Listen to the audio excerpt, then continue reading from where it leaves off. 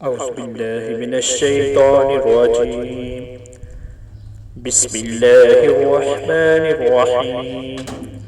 السلام علیکم viewers. Welcome to my YouTube channel. دعائیں سیریز میں ہم آج ایک اور دعا پڑھیں گے.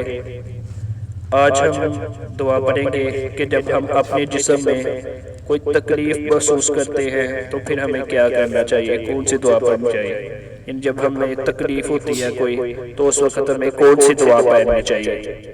تو ہم یہ دعا لرن کریں گے, لیکن اس سے پہلے اگر آپ نے ہمارا چینل سبسکرائب نہیں کیا تو ہمارا چینل کو سبسکرائب کر لیں, لائک کریں, شیئر کریں اور گھنٹی کے نشان کو دبا دیں تاکہ ہماری نئی آنے والی ویڈیو آپ تک آسانی سے پہنچ سکے. تو سٹارٹ کرتے ہیں آج کی ویڈیو. اپنے جسم میں تکلیف محسوس ہو تو تب یہ دعا پڑھیں. نبی کریم صلی اللہ علیہ وسلم فرمایا کہ جس کو جسم کے کسی حصے میں تکلیف ہو وہ اپنا ہاتھ درد والے حصے پر رکھے, یعنی جہاں پہ تکلیف ہو رہی ہے وہاں پہ اپنا ہاتھ رکھے اور 3 دفعہ بسم اللہ پڑھے. بسم اللہ مطلب اللہ کے نام کے ساتھ. پھر 7 مرتبہ یہ والی دعا پڑھنی ہے. اعوذ باللہ وقدرته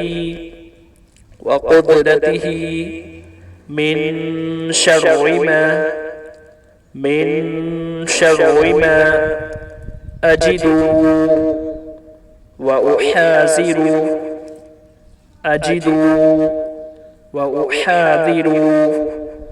اس کا ترجمہ دیکھ لیتے ہیں.